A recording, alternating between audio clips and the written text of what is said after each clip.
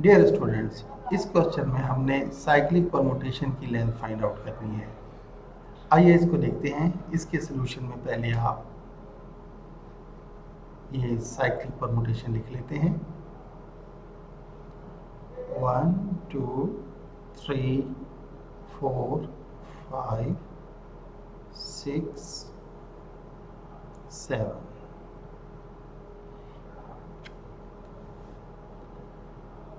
और second row के अंदर जो है 2 3 4 5 6 7 एंड 1। यहाँ देखिए कि 1 2 पर मैप हो रहा है, 2 3 पर, 3 4 पर, और 4 5 पर, 5 6 पर, 6 7 पे और 7 1 पर।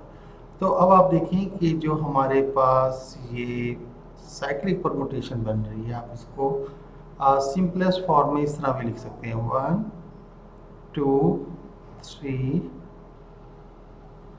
4 5 6 7, और जो 7 है वो मैप हो रहा है 1 पर।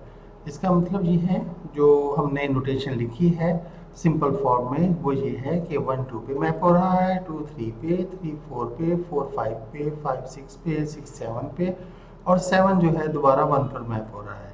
तो अब आप देखें कि इसकी जो लेंथ है वो कितनी है, वो 7 है।